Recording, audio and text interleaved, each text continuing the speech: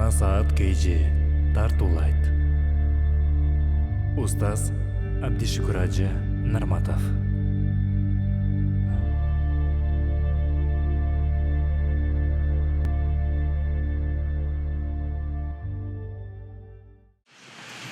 بسم الله الرحمن الرحيم. الحمد لله رب العالمين، والصلاة والسلام على أشرف المرسلين سيدنا محمد وعلى آله وأصحابه أجمعين. ثم بعد، السلام عليكم ورحمة الله وبركاته. Hurmatlı Müslüman bir tuğanların, Fiqh Sira Peygamber sallallahu aleyhi ve sellem'din ömür bayanından alınıp turgan bizge sabaktar. Peygamber sallallahu aleyhi ve sellem'de jakından tanuu. Жаратқан Аллах табарак ва таала сүйүтүү пайгамбарыбыз саллаллаху алейхи ва салламды мактап даңазалаган кезде: "Ey Muhammed, sen Mekkelиксиң, ey Muhammed, sen Курайштансың, ey Muhammed, sen Bani Hashim урусундансың" деп мактаган эмес.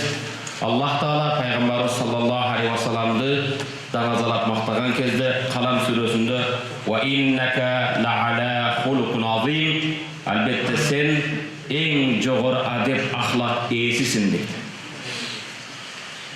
Урматтуу мусулман бир тууганым, эгер биз сыймыктана турган болсок, мактансак, акчабыз менен, малыбыз, мүлкүбүз, мансап менен эмес, же уруу менен, улут менен эмес, ар бирибиз адеп ахлакыбыз менен сыймыктанып мактансак болот экен.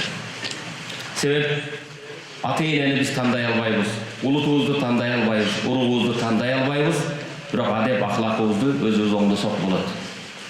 Пайгамбарыбыз саллаллаху алейхи ва саллам "Ал-илму бит-тааллум", илим алуу менен болот. "Вал-хилму бит-тахаллум", жумшактык өзүңдү ошо кичпейдикке үйрөтүү менен болот. "Вас-сабру бит-тасаббур", сабырдуулук өзүңдү ошо сабырдуулукка, чыдамкайлыкка үйрөтүү менен болот. Муну өзүбүз кесип кылып аракет кылсак болот экен. Пайгамбарыбыз саллаллаху алейхи ва салламдын адеп ахлакына сахабалар таң калып, пайгамбарды тарбия кылган атасы төрөлгөн кезде жок эле. Пайгамбар кичинекей кезден аби ата деп чоңойгон жок. Rabbi деп Аллах таалага таянып чоңойду. Пайгамбарыбыз саллаллаху алейхи ва саллам 6 жашында энеси каза болду. Тоголок жетимдиктин эң жогору даражасында. Бирок ошого карабастан ушундай адеп ахлактуу эле. Адебини сураган кезде пайгамбар: "Аддабани Rabbi fa ahsana ta'dibi", Rabbim мага адеп ахлак берди, эң жакшы адепти Аллах берди дейт. Ошондуктан да Ибн Кайим рахматуллахи алейх мындай дейт: "Ал-иману хувал хулук", иман бул мүнөз дейт. Иман эмне экен? Бул адамдын адеп ахлак мүнөзү дейт. Хулук деген адеп ахлак мүнөздү айтат. Ибн Кайим айтат: иман деген бул адеп ахлак.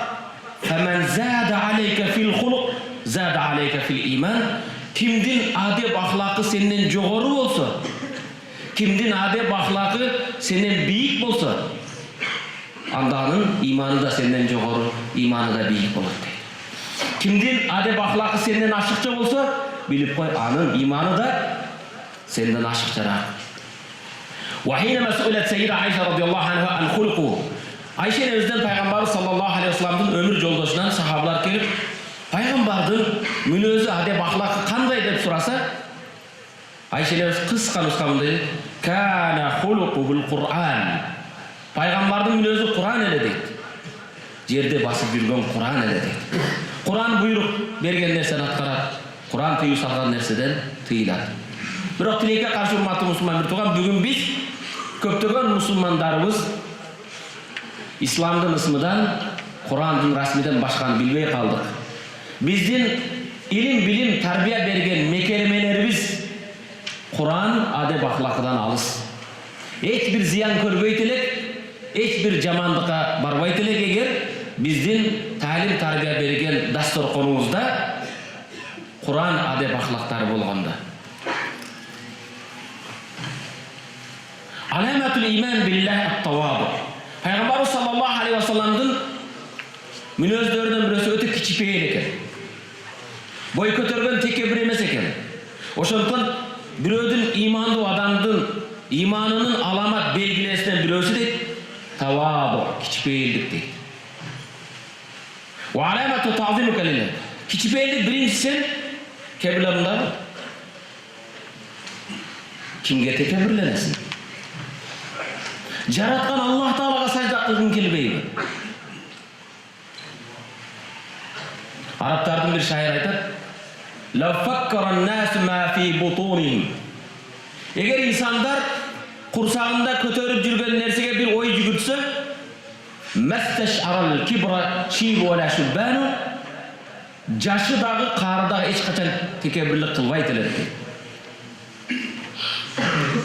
Eğer her bir insan kursağında kötörüp жүрген nerseni oy jügürtse anın jaşı da, karısı da tekebirlik kılvay tilerdi.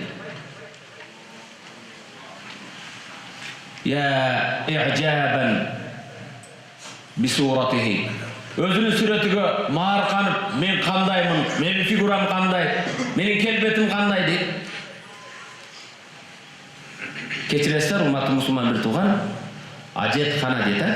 Kajetke barasın, kajetkana. Oşo kajetkanadağı jagımsız çidap bolboğun jitti sen kötörüp жүрөsүң. Eğer insanlar oşo kötör, sen kimsin? Oşonda bende bolup alıp, ana kel Kuday Taalaga iyiligin kelbeybi, rükû kılgın kelbeybi, sajda kılgın kelbeybi.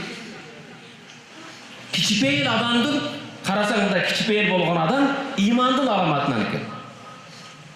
İmansız adam tekebirler en birinci Allah Taalaga da başı igisi kelbeybi. Ve alamatu ta'zimuka lillah. Senin kichipeyildigin Allah Taala'nın ululağanının dalildir. Ve ennellezi la yara azamatillah yestahik khusara ebediyye. Allah Taala'nın ululuğa başı ilegen adam kolun tiyse jiyirgene turgan sudan payda oldu. Samında jubosan tamak jeye albaysın. Oşonday sudan payda oldu.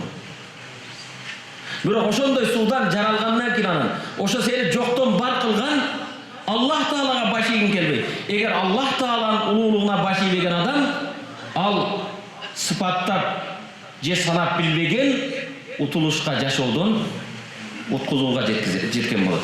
Jaşoodon hiç bir payda alıp barбайт. Allah Taala'nın aslına nöl bolup barat.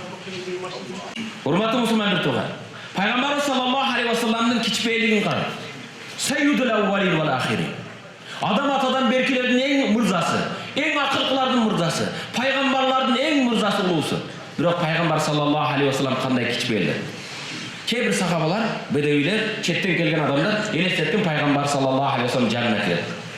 Kiretkende Peygamberin janında hem kantip süyleyip de sürdüp titrep kalsa "Havvin aleyke fe inni lestu bi melekin ev bi melikin.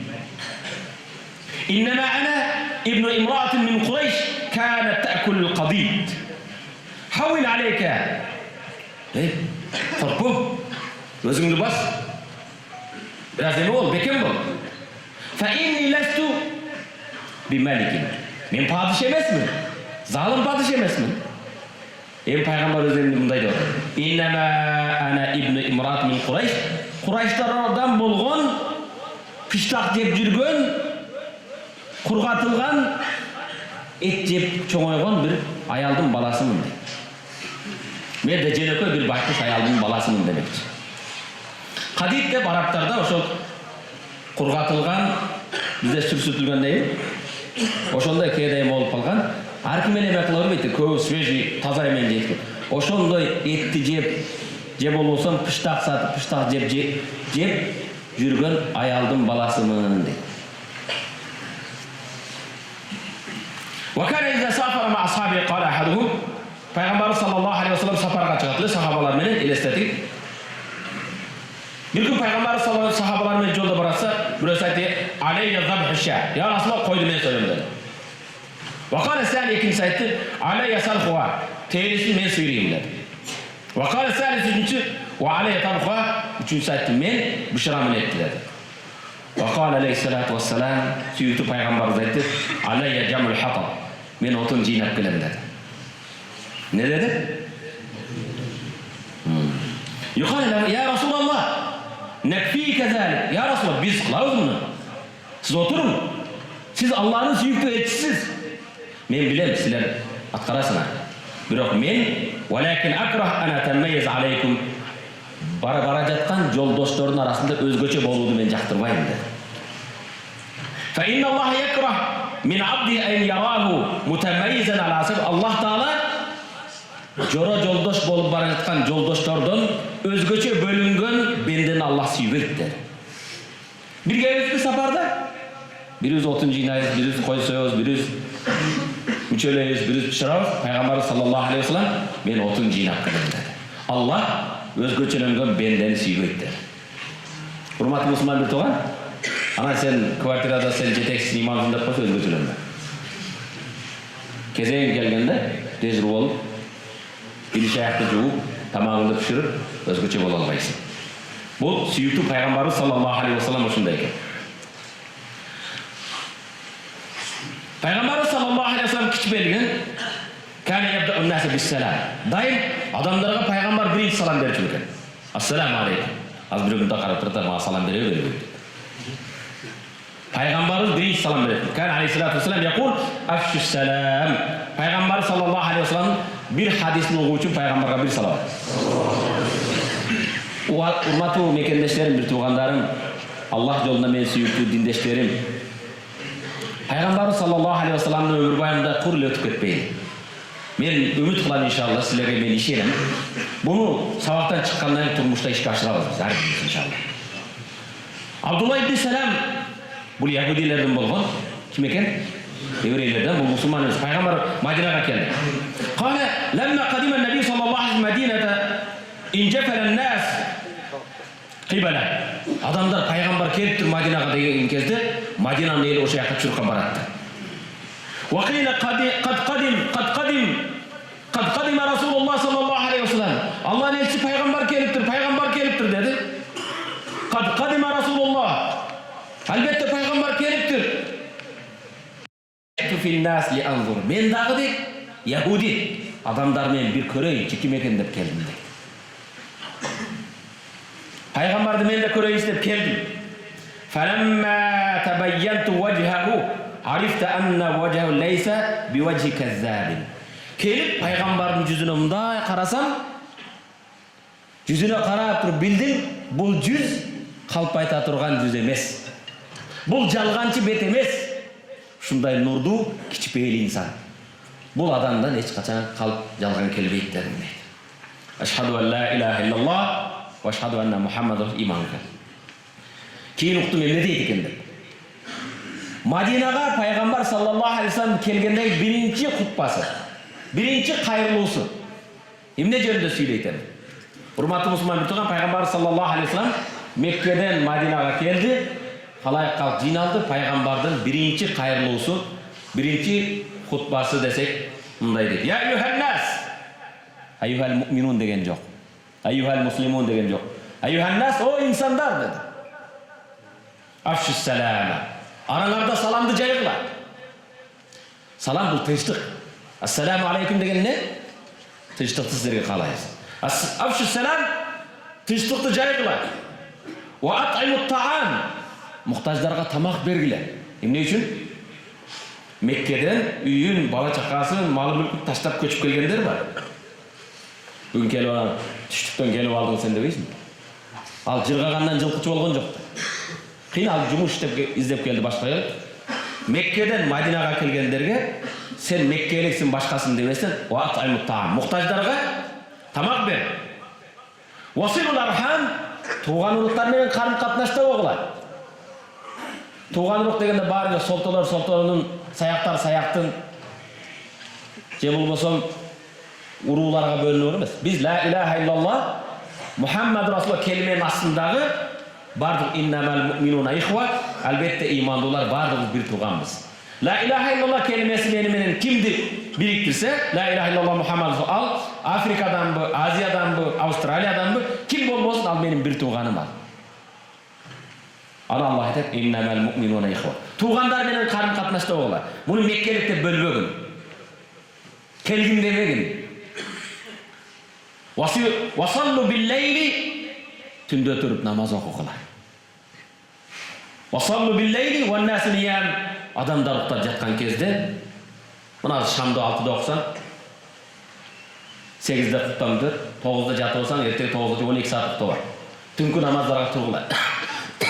Vasallu billeyli ve nâsi niyam, anın sılığını tadkhulul cennete bisselam, Allah Taala'nın beyişine tinçlik menen kiresiңер. Birinci, Peygamber sallallahu aleyhi ve sellem ayyuhannas afşsalam, arаңарда salamды жайгыла. Peygamber başka bir hadisinde sallallahu aleyhi ve sellem salamды tanıганга, tanıбаганга da ayткым deydi.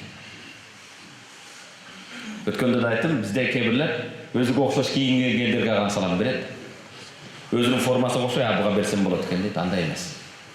Билесиң, bir мечитте, bir жамаатта эме кылат, кеде карап туруп, бу сакалы жок, салам берет.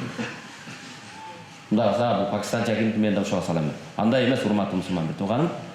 Peygamberimiz sallallahu aleyhi ve sellem afşüsselame, salamdı jayğıla. Vataymu taam, tamak bergile, tuğanlık men karıp katıştı olgu, tünkü namazda okugula, bunun sıylığı beyişke kiresiңер inşallah. İmam Tirmizi. Assalam min simatil mu'minin. Salamdaşı, karağıdır da. Amerika'ya varsan da, Afrika'ya varsan da, Asya'ya varsan da, assalamu aleykum dese, Müslüman eken desine, imanlıların alamatı belgisi bu. Bunun kotorması da yok. Peygamber sallallahu aleyhi ve sellem meşitte otursa, böyle assalamu aleykum dedi, Peygamber, ve aleykum assalamu aşara 10 dedi koydu. İkinci kere assalamu aleykum ve rahmetullah dedi, Peygamber, ve aleykum assalamu 20 dedi. Assalamu aleykum ve rahmetullah ve berakat, Peygamber, ve aleykum assalamu 30 dedi. Birisi gelip assalamu aleykum degen Peygamber aleykum 10 dedi, ikincisi 20, üçüncüsü 30 dedi sahabalar. Allah ne etsin 10, 20, 30'unuza düşünmedik dediler. Birisi kelgen adam assalamu aleykum sizlerge tinçlik bolsun dedi, Allah'a 10 soğuk verdi. Maşallah 10 soğuk aladı gelsin. Assalamu aleykum ve rahmetullah dediler. 20 soğuk verdi dedi. Assalamu aleykum ve rahmetullahi ve berekatuh. Allah'ın rahmatı, berekesi olsun, tinçlik bolsun dedi. 3 direk aytti, Allah Teala'ga 30 soğuk verdi dedi. Maşallah. Yolda baracak böyle soğuklar dişlesen bulatken de.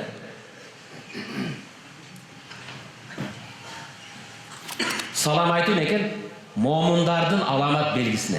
Salam aytılgan yerde karasan da karasında, azan aytılgan yerde musulmanlar yaşayıp deysin. Assalamu aleykum deyip salamdaş, musulmanlar deysin. Privet desen bir de soğuklar.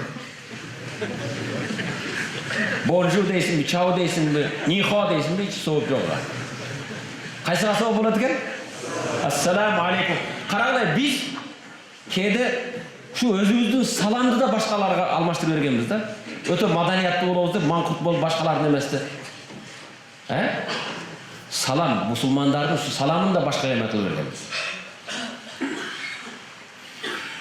Assalamu aleykum degen söz, men tanımagan adam assalamu aleykum dese, bunu men aramda men sağa tinçlik kalayım, menden sağa jamanlık kelbeyt degen sözdür. Men sizge amandık kalayım, tinçlik kalayım. Peygamber sallallahu aleyhi ve sellem salamdaşkanda kelçi. Maşallah. Peygamber sallallahu aleyhi ve sellem salamdaşkanda mıday salamdaş etken da, salamdaşkan adam yüzün vurmayınca Peygamber yüzünü alıp kaçmaydı. Kevlem tıpaydı. Peygamber sallallahu aleyhi ve sellem salamdaşkan insanga kulak salıp durat, karar. Oşo salam bergen adam yüzün vurup ketmeyince Peygamber yüzün vurbaydı eken. Salam bergen adam kolun tartıp almayınca Peygamber sallallahu aleyhi ve sellem kolunu albaydı eken. Alışka oran ben özüm meşitteli, bir okutçu var atat tıkındı. Meçke kirip keldim. Assalamu aleykum dedim, kol verse. Müslüman bir tuğan bir sünnet tapkarısın, bu dile sünnet, da kol karmadan koyar, kel. Bu Peygamber'in sünneti o.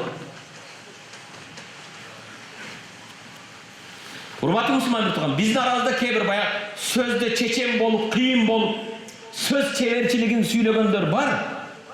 Bирок тилекке каршы мындай адамдар көп. Өтө кооз сүйлөп, кооз эме кылгандар, бирок угуу чеберчилиги жок, адамдарга көңүл буруу. Пайгамбар саллаллаху алейхи бизге сүйлөгөндүктүн чеберчилигин жана башкаларга кулак салуу чеберчилигин да үйрөткөн.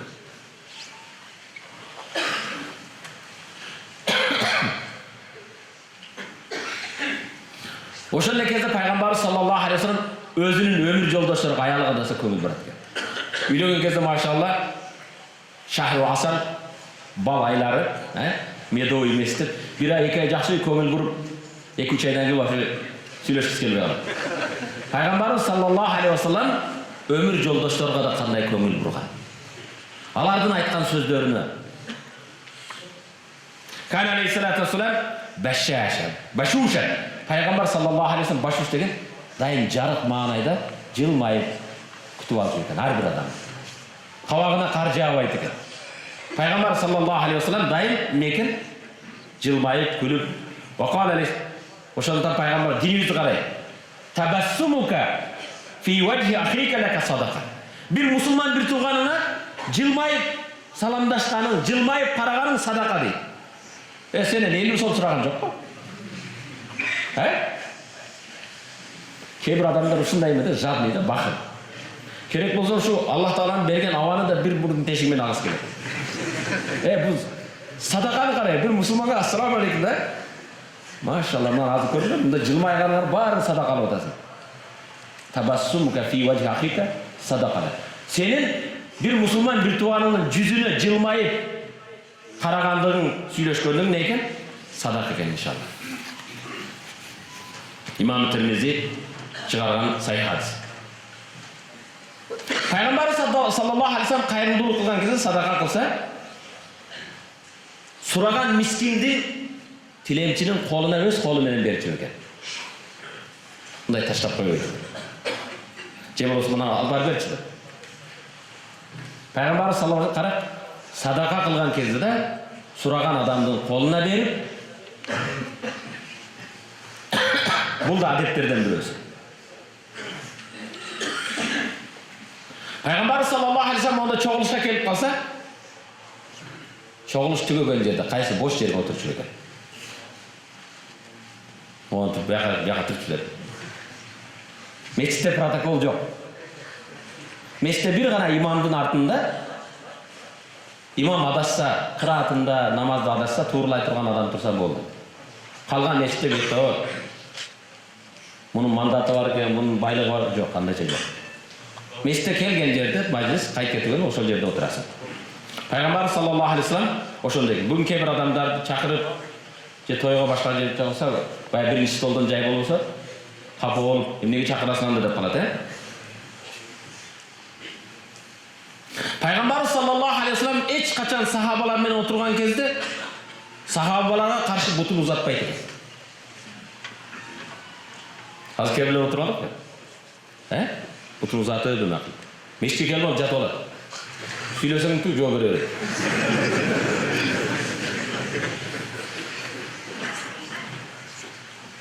Пайгамбар саллаллаху алейхи вассалам сахабаларына эч бутун узаткан эмес экен. Адет. Кыймыл аракетиңдеги болгон адет, сүйлөгөнүңдөгү адет, уккандагы адет, саламдашкандагы адет, кол кармашып калган пайгамбар саллаллаху алейхи вассалам. Пайгамбардын хадисин угуудан мурда пайгамбарга бир салат. Якул саллаллаху алейхи вассалам бари'ан минал кибри ман хамала хажатаху бияди. Ким өзүнүн буюмунун, өзүнүн оокатыны өзү көтөрсө, кибирликтен кутулат.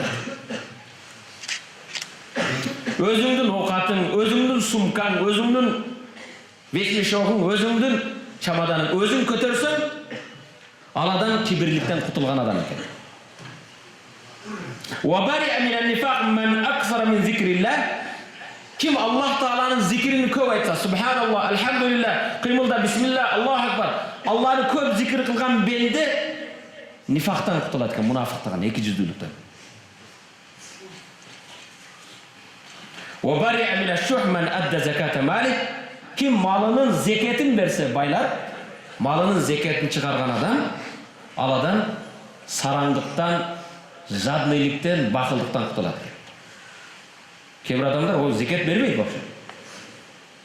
Эмне мен өзім тапқаннан кейін беремін. Бұл менікі болады. Пайғамбар саллаллаху алейхи вассалам базарға өзі барат эле.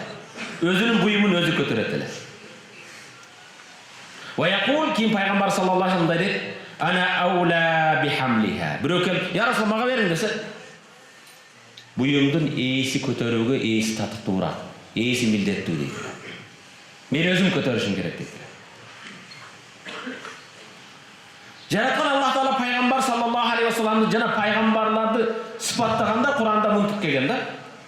Иннахум ла якулуна ва ямшуна фил асвaq. Фуркан сүрөсү 20-аят. Иннахум ал пайгамбарлар, Иса пайгамбар, Муса пайгамбар, Ибрахим алейхиссалам, Мухаммад алейхиссалам. Иннахум ла якулуна таам. Алар силерге окшоп тамак жейт. Ва ямшуна фил асвaq. Базарларда жүрөт силерге окшоп. Бұл жерде не үшін Аллах табарак ва таала иннахум ла якулуна таама, пайгамбарлар тамак жейт эле дегени, кээ-бирлер Иса пайгамбарды Кудай деп атпайбы? Иса пайгамбар сиз менен мага окшоп, узуну 8, туурасы 5-6 сантиметр болгон жатындан төрөлгөн. Мариям деген энеден төрөлгөн. Ал пайгамбар эме, ал пайгамбар, ал Кудайдын баласы эмес, Кудай да эмес. Ал адам дейт, ла якулуна таам, тамак жейт эле. Тамак жегенден кийин эмне болосуң? Кирген нерсенин чыгышы бар да. Кудай болсо ал туалетке бармакпы. Кудай болсо тамак жемекпи. Пайгамбарлар да силерге окшогон адамдар тамак жейт эле. Жана ваямшуна фил асвaq деген базарга барат деген өзүнүн оокатын өзү тирикчилик кылып, соодасы кылып, иштеп табат эле демекчи. Мен пайгамбарымды алып келгиле деген эмес да. Kana yulabbi da'watan man da'a. Пайгамбар саллаллаху алейхи вассалам дагы бир сыпаты чакырган адамдын чакырыгына жооп берет. Kana алейхиссалам южибу da'watan хур wal 'abd. Пайгамбарды эркин адам чакырабы, кул чакырабы, мискин колунда жок бечара чакырабы. Ва kana yaqul пайгамбар саллаллаху алейхи вассалам кул чакырса да барат экен, бай чакырса да барат экен, кембагал чакырса да барат экен. Андан кийин пайгамбар мындай дейт. Саллаллаху алейхи вассалам Lil mu'mini alal mu'mini sittu khisalin. Bir imandуудун экинчи имандууга карата мойнунда 6 милдети бар дейт. Канча? Биринчиси. Яудуху ида марид. Ооруп калса барып кабаралы экен. Классташыңбы, курсташыңбы, кошунаңбы ооруп калганын билдиңби? Бир убакыт бөлдө барып көңүлүн сурап, акыбалын сурап кой. Ва яшхадуху ида мат. Өлүп калса барып жаназасына катыш. Ва южибу иза дааху. Үйүнө чакыр, чайга чакырабы, ашка чакырабы, мантыга чакырабы. Үйүнө сени сыйлап чакырды, чакырыгына жооп бер. Ва юсаллим алейхи иза лaqiyahу. Жолукканда салам бер. Ассаламу алейкум. Ва алейкум ассалам. Ва юшмитаху иза атис. Ва юшмитаху иза атаса. Могу нерседе көбүбүз билбейбиз. Биз кээде бирөө чүчкүрүп орустар будь здоров десе, о, маданияттуу, культурный адамдар дейбиз, а? Бизде чүчкүргөн не дейт? Алхамдулилла дейт. Не дейт экенбиз? Уккан адам ярхамукаллах. Алланын мейри сага болду дейт. Кээ бир атеисттер бар, көрбөгөн нерсеге ишенбейм дейт. Сен Аллах табарак ва тааланын жараткан махлукаттарына көзүң чыдабайт көрүшкө. Күнгө карай албайсың. Аллах Тааланы өзүнү кайдан көрөсүң сен? Бирок сен Аллах табарак ва акыл менен, кудуретиң менен тааныйсың да. Эми карагыла, машалла. Денеңе тийген, сезилип өткөн шамалды көрө албайсың. Аллах Тааланын жараткан кудурети. Мисалы, мага сотканы карап туруп айтасың да, электрониканы өтө сонун түшүнгөн адам жасаган экен деп. Устанын чеберчилигине таң каласың да. Бирок Аллах табарак ва эми сени жаратканды кара. Мурдуңду алып көргөн, түшкүрүккө келип калбапты. Машалла, мурундун жарымы сөөк, жарымы чел. Элестеттин бардыгы сөөк болуп калганда эмне болот эле? Баары сөөк болгондо, дарат алганда чимкире албай жүрөт эле. Майтен чимкирип көрчү. Атверканы алып келип тазалап турат эле. Эми элесе бардыгы сөөк болбосо чел болуп калганда эмне болот эле? Түндө кокусундай жатып калсаң, дем албай өлүп калат. Туурабы?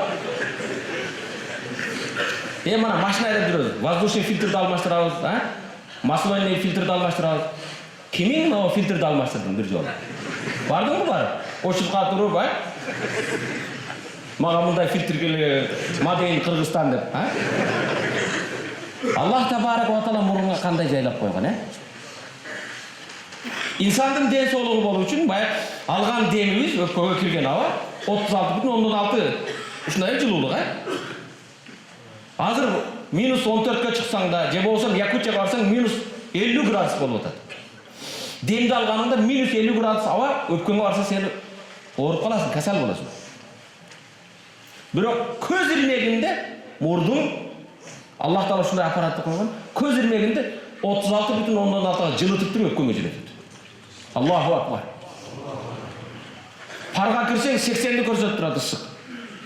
Bir dem alғаныңда bir көз ирмегінде 36,6-ға мұздатып тұрып жүретеді, машалла. Ысық бойдан да кіріп кетті.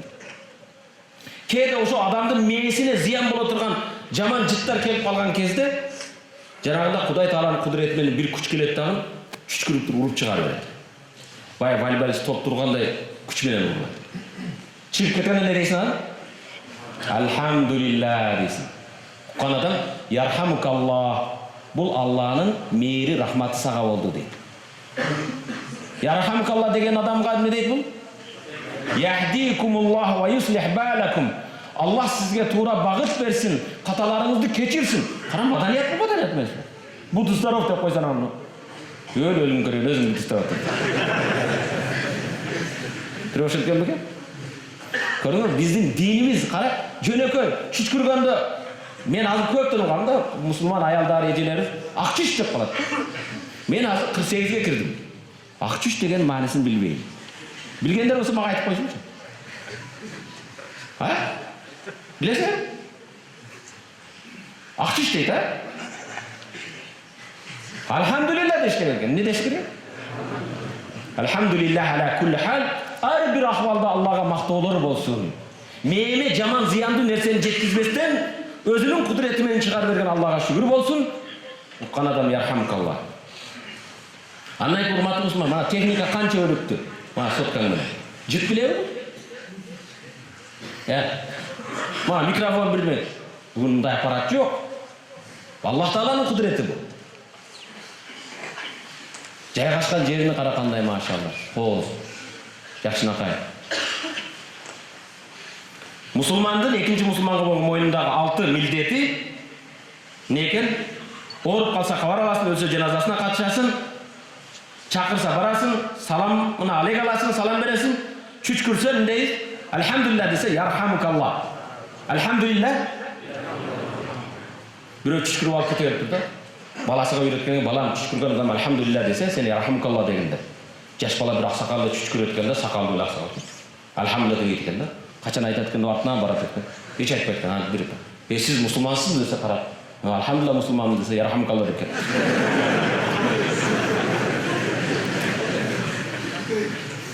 وينسه له إذا غاب أو شهد. Алтынчыга көңүл бургула. Алтынчы мусулмандын, муъминдин, имандуудун экинчи имандууга болгон милдети жаныңда болсо да, жок болсо да, колуңна келсе насаат айт. Насаатты жеке айтсаң насаат кылган болосуң, мондой топтун арасында айтсаң уят кылган болосуң. Насаат айтуунун жолу бар. Кыйын болуп анан башкаларга көрүнүп койгон деп насаатты жеке өзүнө акырын айтасың. Пайгамбар саллаллаху алейхи ва саллям чакыргандарга барат экен, могу карагылайын. Абу Хурайрадан Аллах разы болсун, пайгамбар аннаху кана якул шарру таам таамул валимати юд'a лаха al-aghniya ва ютраку al-fuqara. Пайгамбар саллаллаху алейхи ва саллям эң жаман тамак дейт. Кайсы тамак десе, кайсы бир тойдогу болгон тамак эң жаман тамак, эгер ал тамакка байлар чакырылып, кембагалдар чакырылбаса дейт. ومن ترك الدعوة فقد عصى الله ورسوله.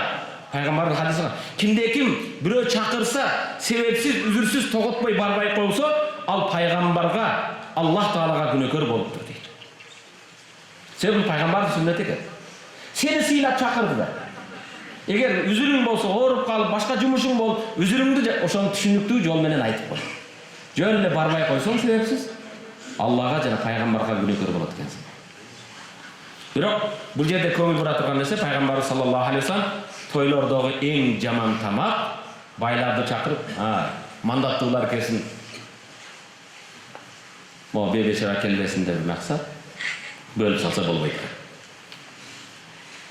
Абдулла ибн Умардан Аллах Таала разы болсун, "Мен ду'я фалам южиб фақад асаллаху ва расулах." Ким чакырылса, чакырыкка жооп бербесе, Аллага жана пайгамбарга күнөөкөр болот. "Ва мен дахала ала غير دعوة دخل سارقا.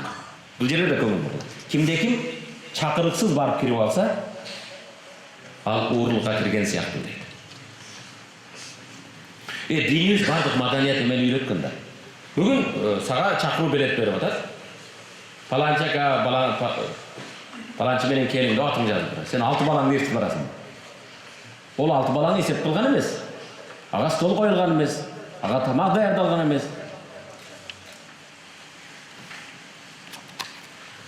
Екі досыңызды ертіп келсе де бар кластастар бар бір группалашты алып барбайсың. Есеп менен емес керек. وكان يقول پیغمبر صلى الله عليه وسلم özünün hadisinde dedi. Öte kişiye de bunu karadı. Bir peygamber sallallahu لو دعيت إلى كراع أو ذراع لا أجبت. Eğer meni de kurağa, zirağa çakırsa da barmağım. Kura degeni bana Kızılaşıktan tömeni olgan eme. Bizde bayağı mal soyğanda malдың şiraqtарын emelerini eme kılat mı? Oşo bırak Türkiye'de bu eme öte avtoritetli tamam. Kelle payça da pay.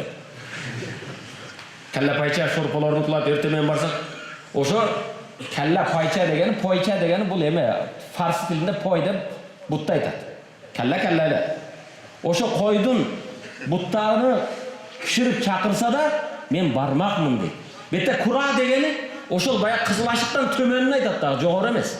Oşonun tömen ıldığını pişirip çakırsa da men жооп беретилем баратилем deydi. Wala uhdiya ilayya zira'in aw kura'in la qabil.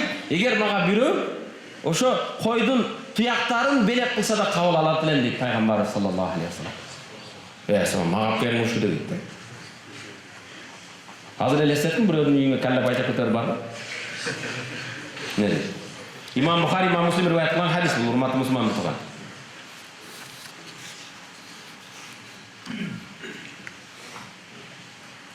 Peygamber sallallahu aleyhi ve sellem bir gün үйüne çakırıptı da Peygamberin asına eme koyuptu. Uksuz sirko, hal dep koydu. Oşonda Peygamber sallallahu aleyhi şunu koydun mu degen joktu. Peygamber sallallahu aleyhi ve sellem o kanday jakşı dedi. Үйдün иесин көңүлгө да, о кандай жакшынакай татынакай экен деп койду.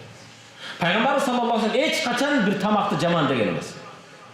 Көнү тартса жеген, көнү тартпаган нерсени жеген эмес, андай экен, тузу жок, башкасы жок, ушунтип пышырабы башка. Билип коюң аты мусулман бир турган Пайгамбар саллаллаху алейхи ва саллям сүннөтү, эгер сени бүкөгө чакырып калса, сыйлап ооз ачарга чакырып калса, ошо чакырыкка жооп берип барганың бул бир ибадат сыяктуу сооп ала турган ибадаттан эсептелет экен. Musulmandı sıylaganı. Lenne Nebi sallallahu aleyhi ve sellem kâne yücib, sebep senin paygambarın çakırıka cevap verettiler. Lakinnen nas ahyanan yücibune da'vat laqvi. Biroq bugün tileke karşı adamlar qarap turib, çoğdor çakırsa, baylar çakırsa barattağın, bebeşerlarını bunu kalırsan ne makaron jeyirim deydi. Dağı Peygamber sallallahu aleyhi ve sellem'de negizgi ala turgan bir sabaqtardan hurmatlı Müslüman paygambar özür keçirim surap kelgen adamdın daim keçirimini kabul aladilar. İltemis li ahika 70 uzran. Bir musulman bir tuğanına bir kemçiligi olup kalsa qarap turgundaydı da. Bir 70 sebep oylap taptı. Balki muhtap kalgandır, balki manday olup kalgandır, balki munday olup.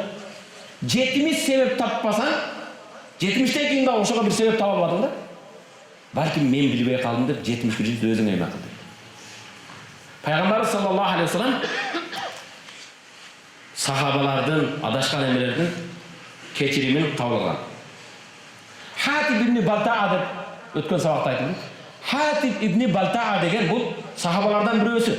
Peygamber sallallahu aleyhi ve sellem Madina Munawwarada 8 yıl жүрген кезде Fath Makka Mekke'ge tuğulu bösken yerine kayra barandık 10.000 asker dayardadı. Dayardanıp жатқан кезде Hatib ibn Balta'a jaşırun kat yazıp bir ayaldan Mekkeliklerge beri verdi. Bu askerlik sırdı açu.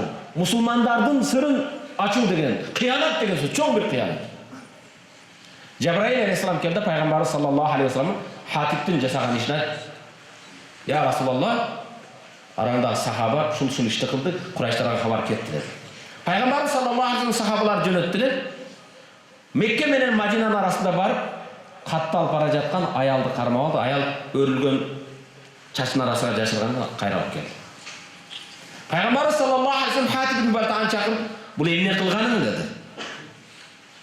"Эмне кыянат кылдың? Бул мамлекеттик сырды ачып чыгылган сыяктуу да." Хатиб: "Я Расулаллах, мен динден кайткан жокмун" dedi. "Сизге кыянат да кылган жокмун. Билем, Аллах Таала сизге жардам берет. Туулуп өскөн жерге бул иман, ислам кайра келет. Буга көзүм жетет. Бирок билесиз, Меккеде менин жакындарым калган. Үй бүлөмдүн мүчөлөрү калган. Ошо Меккедеги Курайштарга кичине бир жакшылык кылып, ошо өзүмдүн үй бүлөмдү, жакындарымды сактап калсам деген максатта жасадым" dedi. Пайгамбарыбыз саллаллаху алейхи вассалам сахабаларды чакырып, "Инни саддакту, мен буга ишендим, силер да ишенгиле, Хатиб жөнүндө эч жаман сөз сүйлөбөгүлө" dedi. "Мен буга ишендим, силер да ишенгиле, бул жөнүндө эгер сүйлөй турган болсоңор, бир гана жакшы сөз сүйлөгүлө" dedi.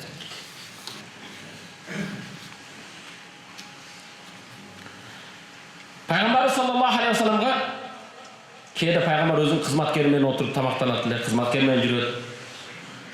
Bir padişah gelip kaldı, bir uruların padişahından Adi ibn Hatim деген. Bir urudun padişahı Adi ibn Hatim. Janında bir kölek atılıp keledi, jana başka kılıp. Keyin Peygamber sallallahu aleyhi ve sellem anı üyüne çakırdı. Anı sıylap. Jolda Peygamber sallallahu aleyhi ve sellem bir qarıgan ayal toxtatıp bir masale sorap kaldı. Peygamber sallallahu aleyhi ve sellem жолдо токтоп, бая каарыган аялдын суроолоруна жооп берип, көңүл буруп бир канча токтоп калды. Бул Хатиб дагы эми, Хатиб эме. Ади ибн Хатим алда пайгамбардын жадында токтоп калды, бул өзү падыша да. Факала фи нафси ичинде айтты. Бул же падыша болсо, бул пайгамбар ошо. Муну мен пайгамбарды бир мага окшоп падыша деп келдим. Je öte jogorgu bir paygambar dep keldim. Buna qarıgan ayaldın janında şunca turup kaldı. Uşuğa şunca köngül burabı dedi. Üyüne kirgenden Peygamber sallallahu aleyhi ve sellem teriden bolgan bir jastığı var eken. Jastıktın içindeki emes dağı pakta emes. Je bolbosam pardan emes eken dağı. Emenin kavıgıdan, bu hurma darağıdan sıyırıp alat mı kavıgıdan? Ошонун ичи, ошон толтурулган экен. Териден болгон жастык. Пайгамбар саллаллаху алейхи вассалам конок берди. Сиз жастан отуруң деп. Жок, сен отур деп. Пайгамбар, жок, сиз отурасыз. Пайгамбар саллаллаху алейхи вассалам сыйлап шол эмесин берди. Пайгамбар саллаллаху алейхи вассалам бул кичипейилдиги. Пайгамбар өзү отурса болот эле. Бирок конокту сыйлаган, ошондон Пайгамбар саллаллаху алейхи вассалам "Мен кана ю'мину биллахи вал yawmil akhir falyukrim dayfa." Кимде ким Аллах Тааланын барлыгына, бирлигине, акырет күнүнө ишенсе, коногун сыйласын дейт. Allah Teala'nın varlığına, birliğine, kıyamet gününe işengen insanlar nedir? Mimanın sıylasın deyip. Bu meselede Kudayıma şükür biz Orta Aziyalıkları öte oruna koyuyoruz. Konak sıylağında.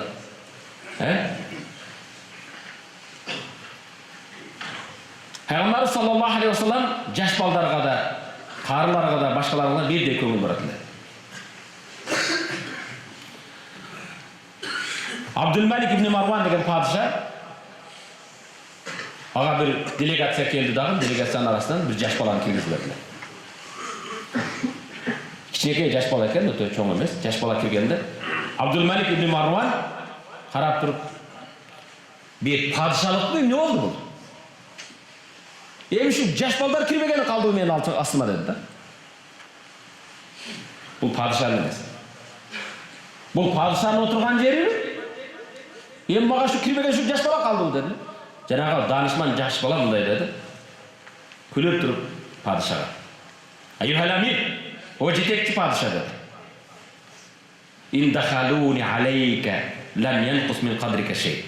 Eğer aksakallar meni sizge kirgizgen bolsa, senin kadır barkыңdan eşterse kemegen jok dedi.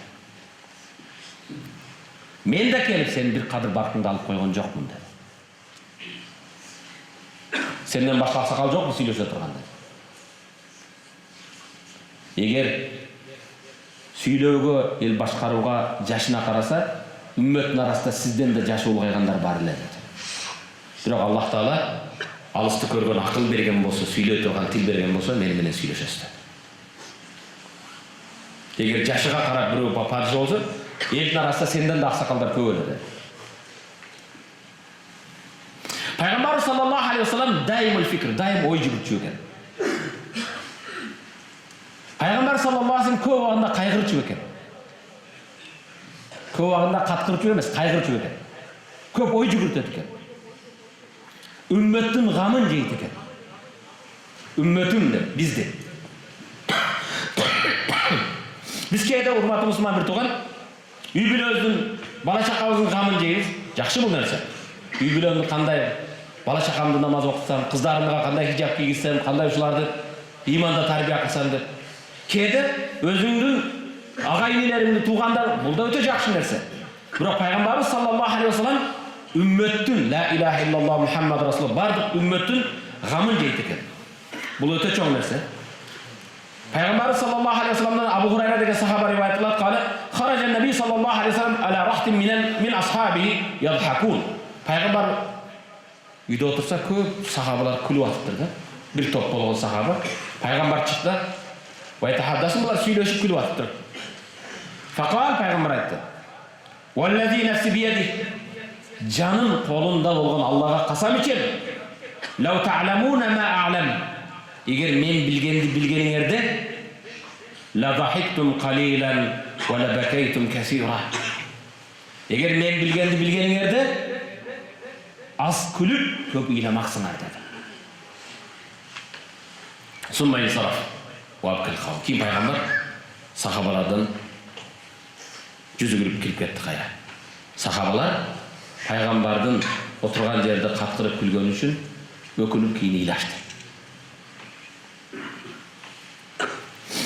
Урматтуу мусулман бир тууган, Кур'ан-ы Каримде күлкү эки жерде келген. Фатабассама дахика. Күлгөндө табассум кылды, мындай жылмайды. Ха деген жок. Кахкаха деген жок. Пайгамбар саллаллаху алейхи вассалам каткырып күлгөн сахабаларга чыгып, эгер мен билгенди билгениңерде көбүрөөк ыйлап, аз күлмөксүңөр dedi. Ошондуктан Пайгамбар саллаллаху алейхи вассалам мурун хадисине бир көңүл буруңуз. Салават айткандан кийин. لا يلج النار رجل بكى من خشية الله حتى يعود اللبن في الضرب ولا يجتمع غبار في سبيل الله ودخان جهنم. إمام الترمذي إمام النسائي رواية قلغان صحيح حديث لا يجل النار رجل بكى من خشية الله. Tozakka hiç kaçan düşmeydi. Allah'ın azabından korkup ilagan bende. Allah'ın azabından korkup ilagan adam kişi dozakka hiç kaçan düşmeydi. Emçekten çıkan süt emçeke kayıtmagan siyahtı. Oşonda ele Allah yolunda basıp davat yolunda, iman yolunda, Kur'an yolunda yolundu çаңıtıp, kiyimingdi çaң kılıp, butungdu çaң kılıp жүргөн çaң menen dozoktun çaڭı birge bolboyt deyip tütünü. Ömürüzde Allah yoluna arnaşımız gerek. İmanға emne kızmat kılar, İslamға emne kızmat kılar. Her birimiz özümüzün ordumuzda kızmatımızды kıla alabız. İslamға bir salımımızды koşa alabız.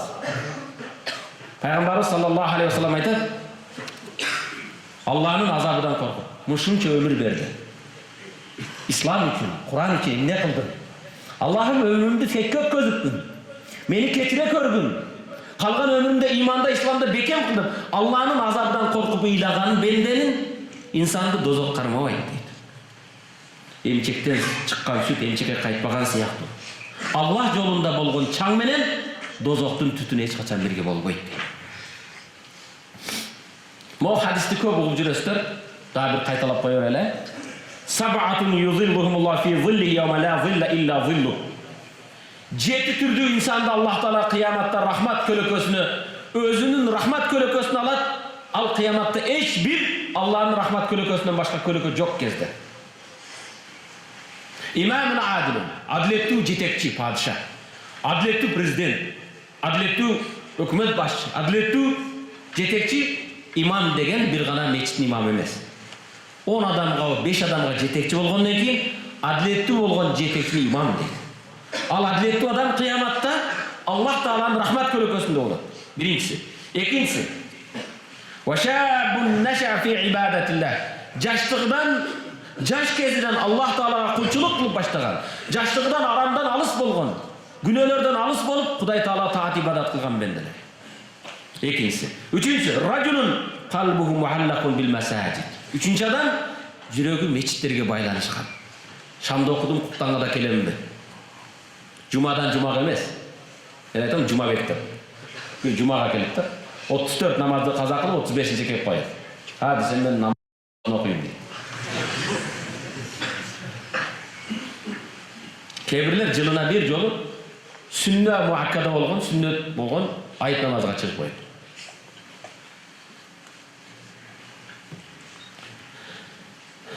Варажулун қалбуху муаллакун бил масажид. Үчүнчү, Аллах Таала рахмат көлөкөсүндө боло турган адам жүрөгү мечиттерге байланыштуу, казинолорго эмес. Бүгүн көбүнүн жүрөгү топко.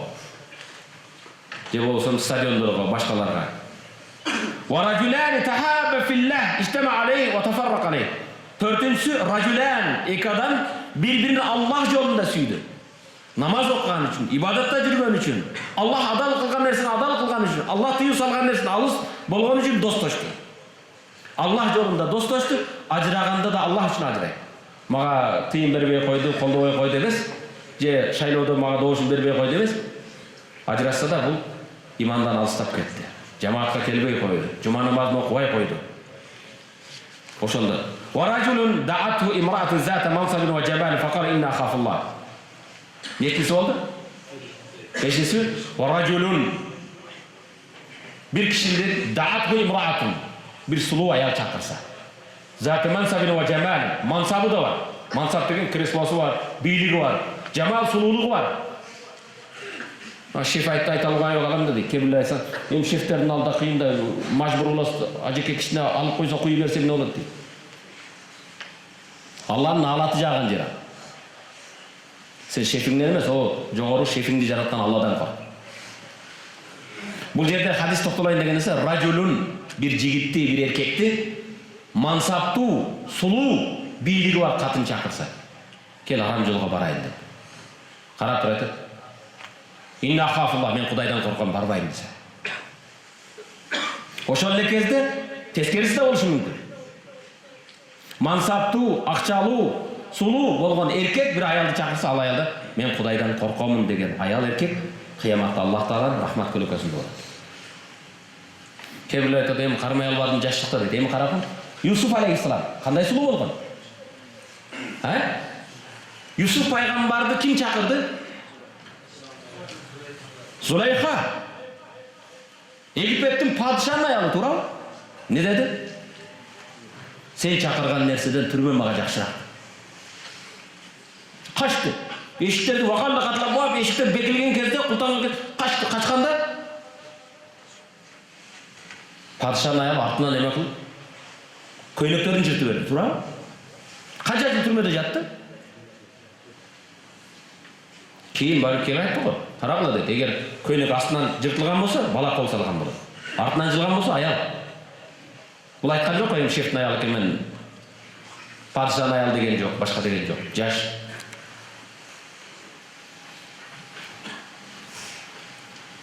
ورجل تصدق بصدقة فأخفاها حتى لا تعلم شماله ما تنفق يمينه. Алтынчысы, рajulun tasaddaq, bir адам кайрымдуулук кылат, садака кылат. Ушул даражада садака кылат. Калай берсе, оң колу бергенин сол колу билбей калат дейт. Эми оң кол бергенин сол колуң билет. Бирок бүгүнкү кебирлер окшоп бергени 50 сом, мен атымды окуп дуа коюң дейт да. Атымды жазып коюң, башка кылдың дейт. Аркымга айт, сен Аллах үчүн бердиңби? Аллах билсе болду. Ал жетинчиси, варажулун закараллах халиян фафадат айна. Жетинчиси, рajul bir адам, же bir аял, же bir эркек жалгыз өзү отуруп алып, Алланы эскерген кезде, Алланы зикир кылып, көзүнөн жаш аккан бенде. Көз жашыбызда кымбат. арзыбаган сериалдарга көз жаш төгө бербегиле. Жалган каармандарга, жалган романтикаларга көз жаш агыздын кереги жок. Көз жаш эгер дозок кармабасын десең, Аллахтын азабынан коркосуң. Рахматын үмүт кылып көз жаш агызасың. Аллах табарак ва таала өзүнүн бенделерин сыпаттаган кезде ва ибадур рахман аллазина ямшуна алал арди хауна. Рахмандын, Аллахнын бенделери жерде жүргөн кезде алар кайгырып, кичпейил болуп жүрүшөт. Эмнеге кайгырабыз? Үммөт келечеги. Биздин каткыра турган нерсебиз көп эмес. Эмне каткырасың? Мени кыйратып койду. Азыр ачуучулукта урматтуу мусулман бир туган. Раббым Аллах, пайгамбарым Мухаммад дейсиң. Туурабы? Динибиз, китебиз Куран окуй аласыңбы? Аллах сага жөнөткөн эки дүйнө бактылуулугун көрсөткөн китебиңди окуй албайсың. Анан эмне кыйын болосуң? Куран жөнүндө азыр бир маселебиз болот иншалла. Пайгамбар дайым ой жүгүртөт экен. Ой жүгүрткөндө кантип байымын, кантип байып кетем же падыша болом эмес. Пайгамбар үммөттүн келечегин, урматтуу мусулман бир туган, юфаккируна фи ахиратин, ахирет жөнүндө ойлойт. Жашоодон максатыбыз ачык айкынбы? Акмак жашоодо жеш үчүн жашайт. Акылдуу адам жашаш үчүн жейт, бул жеш бир себеп гана. Негизи анын алдыга койгон максаты түгөнбөгөн улуу нерсе. Жашоодон Аллахтын ыраазылыгына кандай жетем? Канткенинде мени жараткан Аллах менден ыраазы болот. Бул дүйнөнүн кээ бир проблемалары сенин негизги максатыңдан буруп койбойт. Аллахны таануу үчүн. Аллах акылды эмне берди да? Жаратканды таануу үчүн. Аллахтын ыраазылыгын издөө үчүн. Бирок көптөгөн инсандар бүгүн Аллах берген акылды башка жолго иштешет. Бирок кыйын болуп, паланчы дейт, жашынып бачка барып калыптыр дейт, эмне болот дейт. Аллах табарак ва тааланын пайгамбары Аллах берген ар бир ниматты баалай билет эле, кадыр баркан. Урматтуу мусулман бир туган, бир жутум суу нимат. Аллах берген нимат. Туура эмеспи? Буну суу иче албагандар билет. Бүгүн көптөгөн 1500-1700ге жакын мекендештерибиз эки бөйрөк иштебей калган. Суу ичпейт. Неге ичпейт? Ошо ичкен суу жолу менен чыга албайт. Ичкен сууну барып туруп жумаделибизге жасалма бөйрөккө 5200 эң арзаны. Акчаны төлөгөндөн кийин 4 саатта чыгарат. Жумасына 3 жол барат. 6000 сом, 18000 сом. Бир гана кажеттиги барып ошо дара сындырган үчүн. Суу ичкениң нимат. Кечинде жыргап уктап атасың 3 саат, 5 саат, 6 саат, 8 саат. Бул Аллах берген чоң нимат. Канчалаган адамдар дары ичип да уктай албайт. Жаман нерсе. Ушулар нимат бекенде ойлобой урматтуу мусулман бир туган. Бирок ушул уйку келгенде айтат, кээде уйку үчүн жихад кыласың, аракет кыласың. Балыш менен кулагыңды бекитип, башка кылып уктап калыш үчүн. Укташ үчүн аякка булгуланып, бягы аракет кыласың. Диниң үчүн ошондой кам тартасыңбы? Кечинде үйгө барганда баш панегиң бар, жата турган жериң бар, чоң нимат. Канчалаган инсандардын баш панеги жок, барып жата турган жери жок. Пайгамбарыбыз саллаллаху алейхи ва саллям ушинтип, "Алхамдулиллахи авани" үйүнө барган кезде, "Кудайыма шүгүр, баш панек берген Кудайга шүгүр" дечү экен. Үйгө киргенде биз ошондойбузбу? Үйүң барда, квартирама квартира канча жүрөсүң? Биз сайзына баганда келип алып, өзүң бир тууганың келсе да, квартира алып келе албайсың да. Хозяйкадан коркосуң, орус аялдан. Эмне дейт экендер? Даратка чыкса жашынып чыгып ушу тура электе. Пайгамбарыбыз саллаллаху алейхи ва саллям карагыл, урматтуу мусулман бир туган, үйгө барган кезде, жашап жаткан жери, "Алхамдулиллахи аллази авани" мага баш пенеп берген Аллага шүгүр болсун. Пайгамбар саллаллаху алейхи ва саллям уйкудан турганда дейт, "Алхамдулиллахи аллази радда илайя рухи" Ruhumdu kayra bergen Kudayga şükür deydi. Kançalık adamlar uykudan turmaya kaldı. Ha? Varın uykudan turmaya kalganlar var. Turav. Uykudan Elhamdülillahillezî radda ileyye ruhi. Ruhumdu kaytar bergen Kudayga şükür olsun. Ve afani fi bedeni. Densi oğluma çın kılgan Allah'a şükür olsun. Ve azine li bi zikrihi. Özünü zikir kılığa ruhsat bergen Allah'a şükür olsun deydiken. Biz kançalagan nimatlarga bölünüp jatabız, biroq köptögön nimattарды bilbeybiz. Ne wagt bolup kaldı? Sizler istegende эле şu. Ойлонуп koyasın. Hurmatly musulman bir tuğanım. Kur'an jönüge biraz toktolayın dedim. Bir paygambarga salavat. Bugün biz hurmatly musulman bir tuğan baldarыбызды, үй-бүлөбүздү, өзүбүздү эң негизги тарбия булагы Kur'an. Kur'an menen tarbiya kılışımız gerek. Kur'an okutu, üyrönүү, jattatu. Bu yer betindeki en abzel, en ulu kitap. Kur'an'dan ulu kitap yok. Bu hurmatly musulman bir tuğan Cebrail aleyhisselam Kur'an berip koymuş mu? Cebrail aleyhisselam bu Kur'an'da 23 yılda ayet alıp geldi. Cebrail aleyhisselam oşonço periştelerden özgöçönün en ulu perişte bolusuna Kur'an'da alıp gelgeni için ulu perişte oldu. Cebrail aleyhisselam ululuğu ne dedik? Kur'an'da alıp gelgenlik için. Kur'an Peygamberimiz Muhammed aleyhisselam'a düşkön için Muhammed aleyhisselam peygamberlerin en ulusu, en mırzası. En akırkı olsa da adam atadan beri kelgen bardık peygamberler en ulusu kim?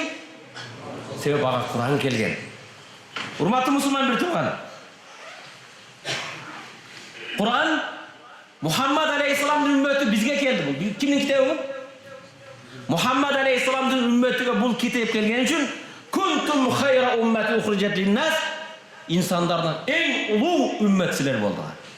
Emne de? Kur'an bizge düşkön için. Kur'an'ın ümmeti bolgan için biz en ulu ümmetmiz.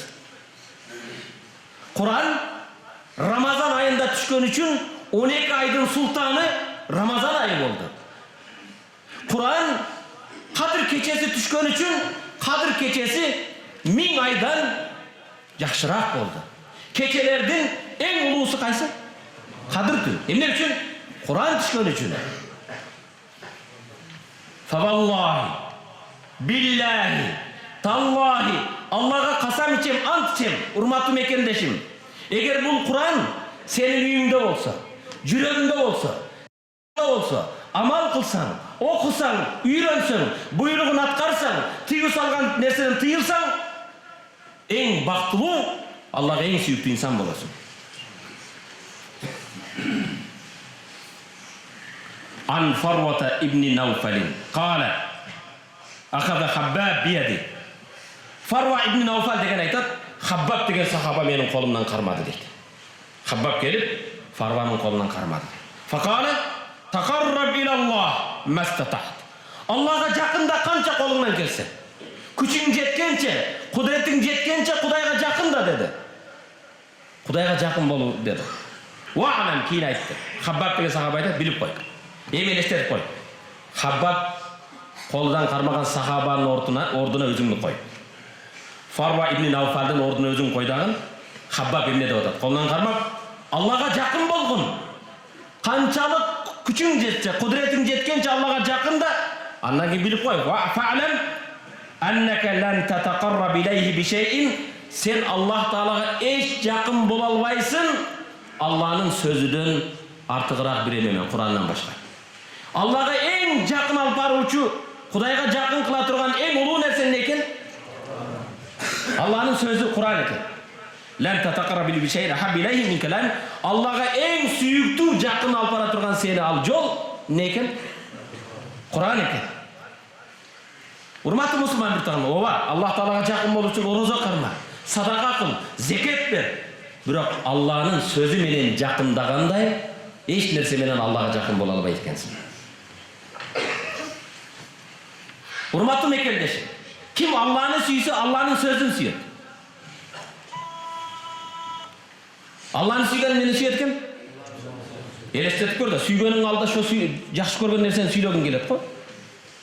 Ошо ой эмне жақсы ошоны сөйлегің келеді. Ошоны мен көп отырғым келеді. Ошо көңіл бұрған нәрсеге көңіл бұрғым келеді. Ошоға жағынайын деп турабы? Аллах табарака ва таалага урматтуу мусулман бирдигин, Алланы сүйгөн бенде Алланын сөзүн сүйөт. Алланын сөзү бүгүн тилекке каршы биздин көптөгөн мекендештер кулагында англисче ырлар, немисче ырлар, жет атасы түшүнбөгөн жолда да сигнал берсең анан чөчүйт. Кулагыңды эмнени угуп атасың?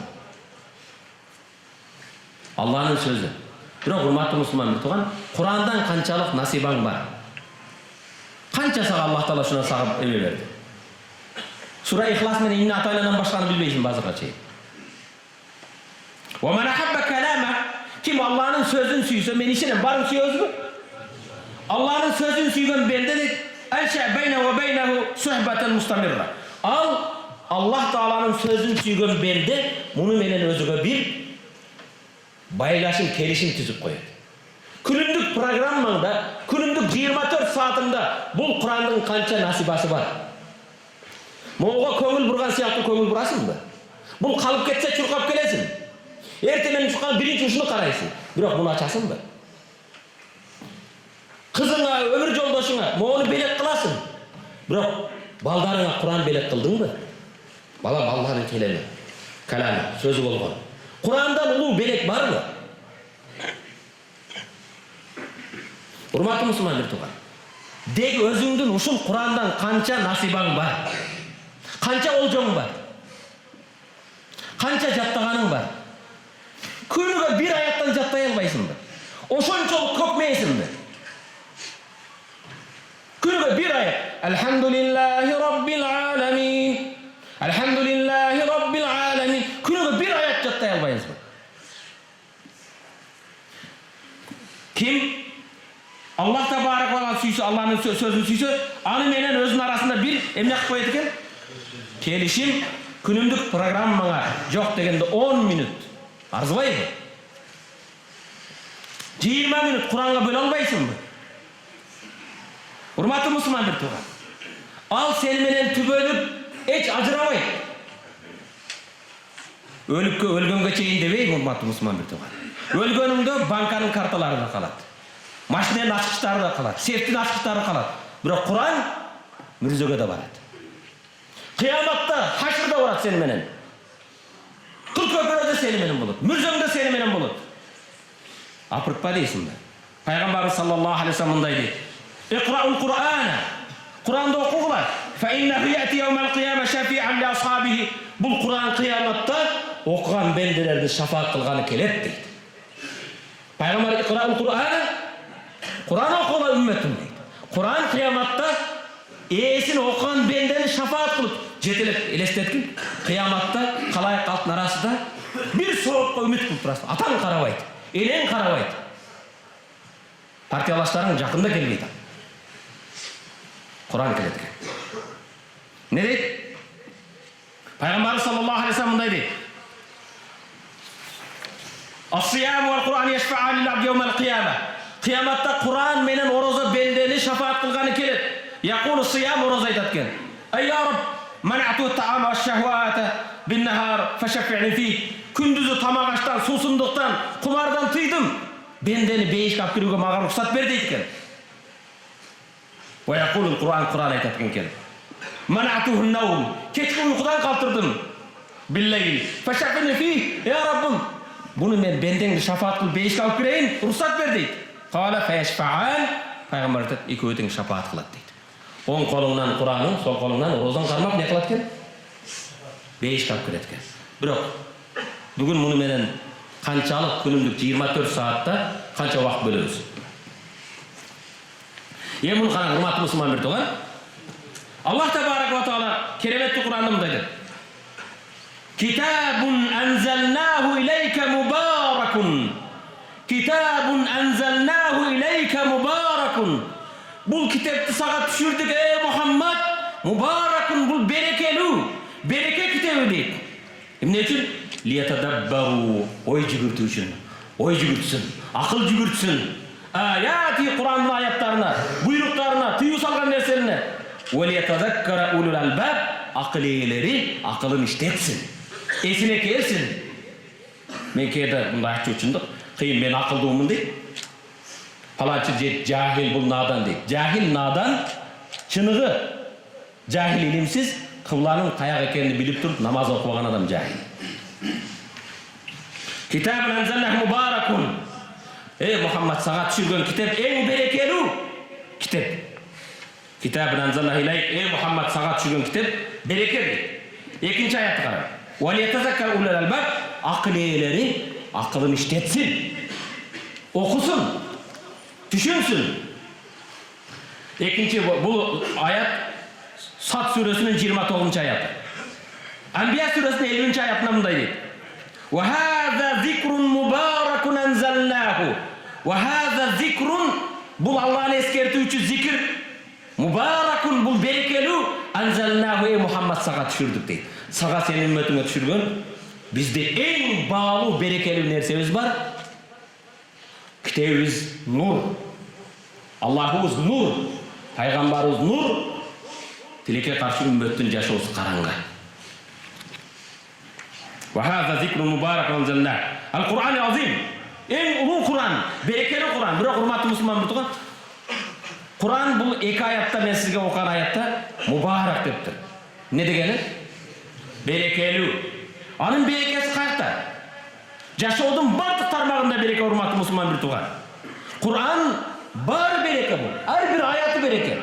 Бисмиллахир-рахманир-рахим 19 аят 190 сооп алдым.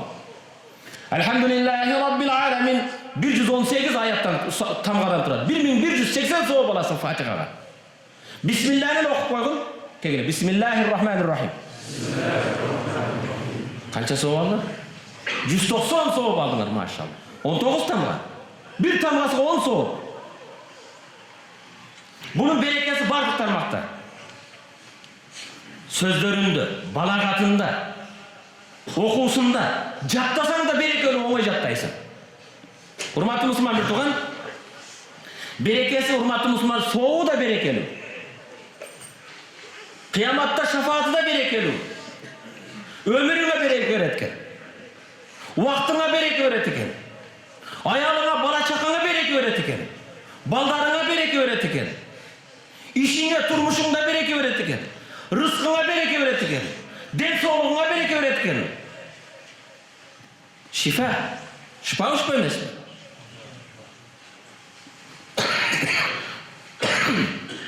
Ман кала бихи садак. Ким Кур'ан менен сүйлөсө ал чындыкты сүйлөйт. Ва ман хакама бихи адал. Ким муну менен өкүм чыгарса ал адилеттүү өкүм чыгарат. Ким амал кылса сооп алат. Ким буга чакырса ал чыныгы туура жолго чакырат. Лукман el-Hakim'den bir misal vereyim, anan kança vakit kaldı? Lukman el-Hakim bilesiniz ha? Lukman danışman, bu peygamber bulgun emas. Hakim danışman Allah'ın bendesi. Lukman el-Hakim balasıga nasihat kılgan kezde, balam sen Messi deyip oldu geldi. Balam sen falançıda bakışıyor bulasın. Lukman el-Hakim ve izqala Lukmanu li ibnih. Kur'an'da ayet. Euzubillahimineşşeytanirracim. Lukman suresi 13. ayet. Ve izqala Lukman li ibnih ve huve ya'izuh. Lukman balasıga nasihat kılıp vaaz aytqanda mınday dedi. Ya bunayya. Ey balam, la tuşrik billah. İnne şirke la zulmun azim. O balam, Allah'a hiç kaçan şerik koşmagın. Allah'a şerik koşu en çok zulüm, özün zulüm kılasın. Dozakı olasın. İmandan ajıraysın.